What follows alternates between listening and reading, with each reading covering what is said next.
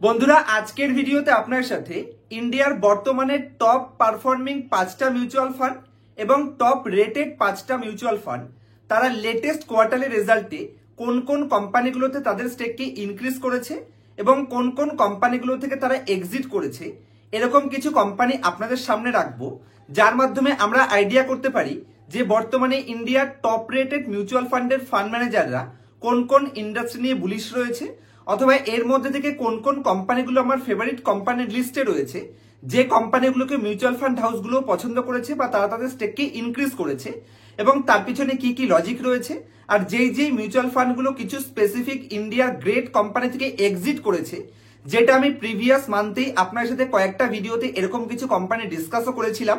তো তার মধ্যে বিএসসির মতন কোম্পানি এ ধরনের গ্রেট কোম্পানি হওয়া সত্ত্বেও ইন্ডিয়ার টপ লেভেল মিউচুয়াল ফান্ড হাউসগুলো এরকম কিছু কোম্পানি থেকে এক্সিটের ডিসিশনও নিয়েছে, যেটার মাধ্যমে আমরা আইডিয়া করতে পারি যে কেন তারা এক্সিট ডিসিশন নিয়েছে এবং তার পিছনে কি কি লজিক রয়েছে, সেগুলোই খুব শর্ট ভিডিওতে আপনাদের কভার করার চেষ্টা করব।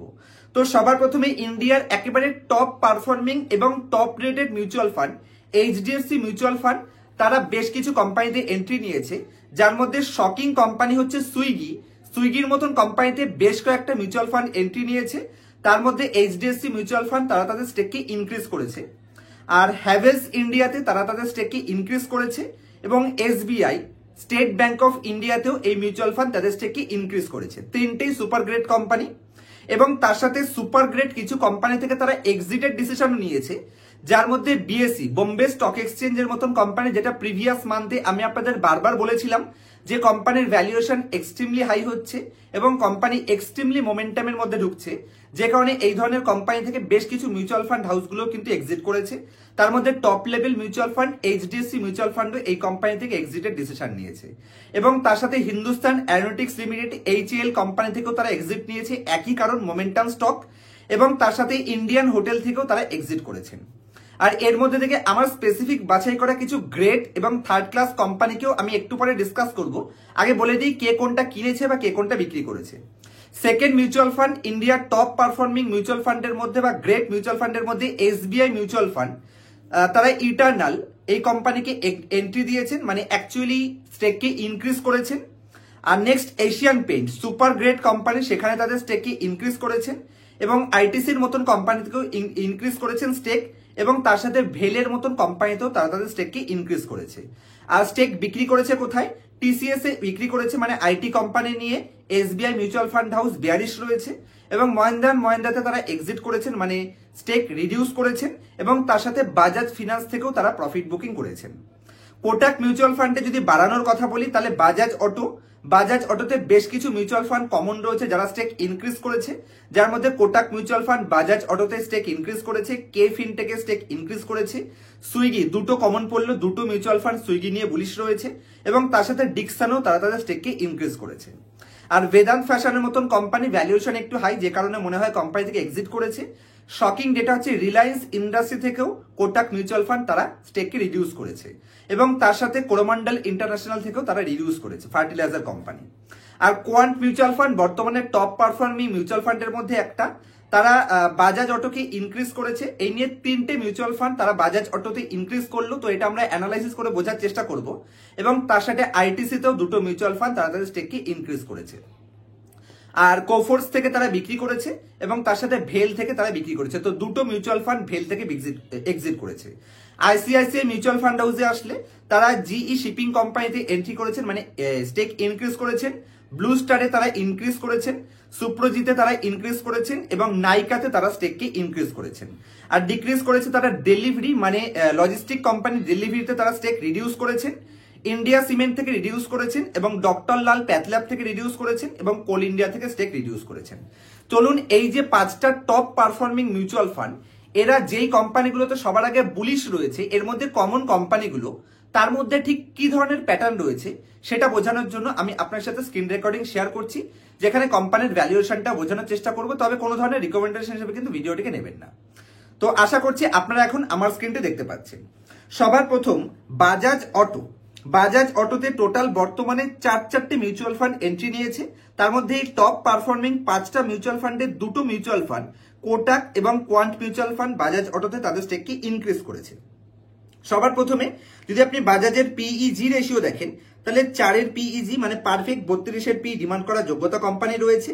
Company 28% return on capital employed generate করছে এবং 23% রিটার্ন অন ইকুইটি জেনারেট করছে। Super great, almost date free company, negligible ডেটের সাথে 0.27 ডেট টু ইকুইটি রয়েছে। আর তার সাথে 2.5% মতন কোম্পানি ডিভিডেন্ড ইল্ডও প্রোভাইড করে। সুপার গ্রেট এবং ইন্ডাস্ট্রির পি আশেপাশের পিতেই কোম্পানি ডিমান্ড করছে।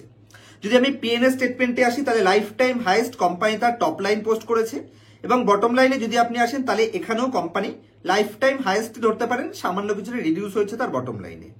তো সুপার গ্রেট কোম্পানি 1 বছরের টপের থেকে একটা বাম্পার ডিসকাউন্টে আছে, টপ লাইনে লাইফ টাইম হাইয়েস্ট গ্রোথ রয়েছে, যে কারণে হয়তো কোম্পানিতে এন্ট্রি নিয়েছেন। তো লজিক রয়েছে কোম্পানি সুপার গ্রেট।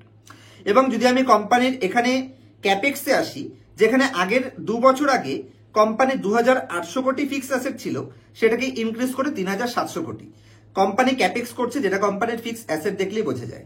যদি আমি কোম্পানির শেয়ার হোল্ডিং প্যাটার্নের মধ্যে আসি, রিটেলের পার্টিসিপেশন সামান্য ইনক্রিজ হয়েছে, মিউচুয়াল ফান্ড কন্টিনিউয়াসলি তারা তাদের স্টেককে ইনক্রিজ করছে। তো অবশ্যই আমারও মনে হয় এই কোম্পানিটা ভালো করে চেক আউট করা দরকার। আমার চ্যানেলে ইনডেপথ ভিডিও এই কোম্পানিটা নিয়ে তৈরি রয়েছে, অবশ্যই দেখে নেবেন।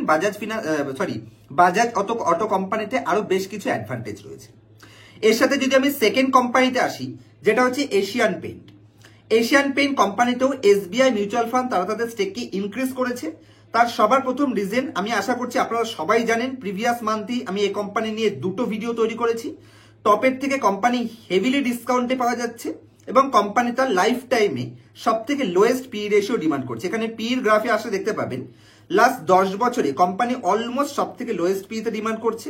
কিন্তু যদি আপনি কোম্পানির প্রফিট অ্যান্ড লস স্টেটমেন্টে আসেন, তাহলে কোম্পানির বটম লাইন হ্যাঁ অবশ্যই কিছুটা রিডিউস হয়েছে, কিন্তু এই রিডিউসের পিছনে কোম্পানির আদার ইনকাম জড়িত রয়েছে। এবার আদার ইনকাম কম এসছে। দেখুন আগের বছর যেখানে কোম্পানি 800 কোটি আদার ইনকাম ছিল, সেটা এবার 350 কোটি। তো এমনিতেই এখানে 500 কোটি কোম্পানির অ্যাভারেজ 450-500 কোটি এখানে হ্যাম্পারিং হয়েছে এবং তার সাথে কোম্পানি এবার ট্যাক্স কিছুটা এক্সট্রা পে করেছে আগের বারের তুলনায়। তো আমার মনে হয় কোম্পানিটাকে চেক আউট করা উচিত। লাস্ট 3 বছর ধরে কোনো রিটার্ন প্রোভাইড করেনি।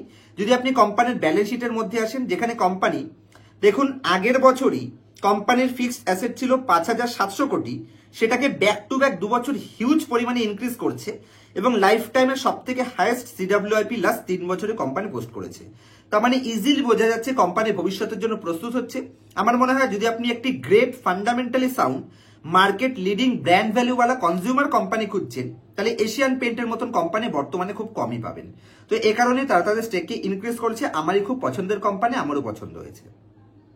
নেক্সট কোম্পানিতে যদি আমি আসি, সেটা হচ্ছে এইচডিএফসি এবং ICICI mutual fund house blue star এবং হ্যাভেলস এর মতন কোম্পানিগুলোকে সিলেকশন করেছেন। তো যাই হোক, সেটা নিয়ে আমি ডিসকাশন করব না। আর একটা কোম্পানি সুইগিকে 2টো মিউচুয়াল ফান্ড হাউস তারা এখানে তাদের স্টেককে ইনক্রিজ করেছে, যার মধ্যে এইচডিএফসি মিউচুয়াল ফান্ড এবং তার সাথে সুইগিকে ইনক্রিজ করেছে তাদের স্টেককে আরকন মিউচুয়াল ফান্ড। সুইগি দেখলাম একটাতে, আর একটা হচ্ছে কোটাক, মানে কোটাক এবং এইচডিএফসি। তো আমরা সুইগিকে একবার অ্যানালাইসিস করি। সুইগিকে যদি আমি এখানে নিয়ে নিই, তাহলে সুইগি আজকে 2.6% উপরেও রয়েছে, কোম্পানির রিটার্ন রেশিও নেগেটিভ রয়েছে, আরও সিইও নেগেটিভ। তো পার্সোনালি এই ধরনের কোম্পানি আমি একটু অ্যাভয়েড করি, যদিও কোম্পানির টপের থেকে একটা বাম্পার ডিসকাউন্টে রয়েছে। আচ্ছা, যদি কোনো কোম্পানির net profit back to back নেগেটিভে রয়েছে, পার্সোনাল স্টুডেন্টরা হয়তো এই পয়েন্টসটা মিলাতে পারছে লজিকটা।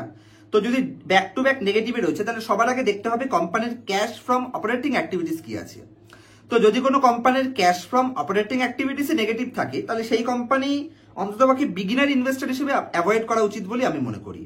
আর যদি আমি কোম্পানির এখানে টপ লাইন দেখি, তাহলে কোম্পানির টপ লাইনে প্রফিট অ্যান্ড লস স্টেটমেন্টে একটা বাম্পার গ্রোথ রয়েছে। তো বাম্পার গ্রোথের পরেও যদি কোম্পানির cash from operating activities negative, কোম্পানির দেখুন অপারেটিং লেভেলেই কোম্পানি লস মেকিং। তো জানি না কেন তারা ইনক্রিজ করেছেন। তো পার্সোনালি সুইগির মতন কোম্পানি তো আমি একটু অ্যাভয়েড করার সাজেশন দেবো।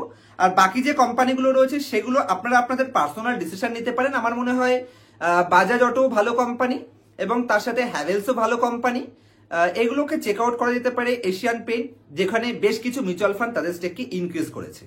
তো আশা করছি আপনারা কিছুটা লজিক মেলাতে পারছেন। কনজিউমার ইন্ডাস্ট্রি নিয়ে মিউচুয়াল ফান্ড হাউসগুলো বুলিশ রয়েছে এবং তার সাথে ধরতে পারেন যে সমস্ত কোম্পানিগুলোর সাথে ব্র্যান্ড রয়েছে এবং কোম্পানিগুলো Nifty top level company, consumer লেভেলের কোম্পানিগুলোকে সব থেকে বেশি পছন্দ করছে। তো সেই ধরনের কোম্পানিকে আমাদেরও চেক আউট করা উচিত। ক্যাপিটাল গুডস কোম্পানিকেও আমার মনে হয় চেক আউট করা দরকার। বেশ কিছু মিউচুয়াল ফান্ড হাউস তারা তাদের স্টেককে এখানেও ইনক্রিজ করছে। তো আজকের মতন এই অবধি রাখছি। দেখা হবে নেক্সট ভিডিওতে কোনো ইনফরমেটিভ টপিকের সাথে। ততক্ষণ পর্যন্ত হ্যাপি ইনভেস্টিং, হ্যাপি ট্রেডিং।